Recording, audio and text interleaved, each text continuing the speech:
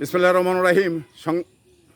আমরা যে দেশে বিচারটা মানে চালু রয়েছেন, যে বিচারের প্রতি মানুষের মানে রয়েছেন, মানে দ্বিধাদ্বন্দ্ব রয়েছেন, তো সেই দ্বিধাদ্বন্দ্ব দূর করতে হলে যেমন একটি মার্ডার কেউ যদি করে থাকে, তার বিচার যদি মৃত্যুদণ্ড হয়েও যায়, তাও একটি মামলার আপিল শেষ করতে প্রায় 18 বছর লাগে।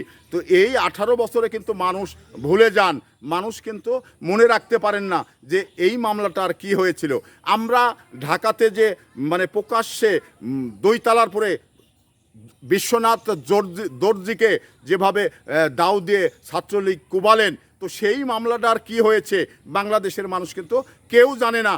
আসলে মৃত্যুদণ্ড হয়েছে নাকি জেলখানা থেকে বের করে দিয়েছে, এটা কিন্তু কেউ জানে না।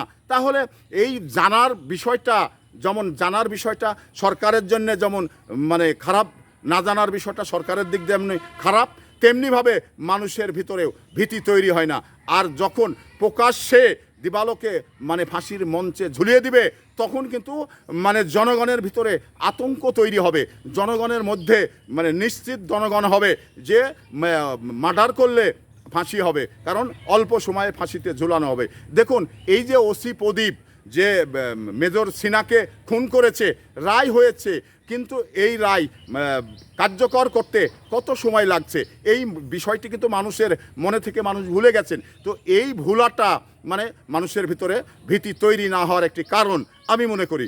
যখন এই মানুষের চোখের সামনে এবং মানুষ প্রকাশ্যে এটা দেখতে পারবে যে চীনা হত্যার যে ওসি প্রদীপ তার ফাঁসি হয়েছে, যখন এটা দেখবে তখন কিন্তু মানুষ মানে এই প্রদীপের মতো আরও যা সরকারি ও পুলিশের কর্মকর্তা রয়েছে, তারা কিন্তু ভয় পাবে, অন্যায় করতে ভয় পাবে।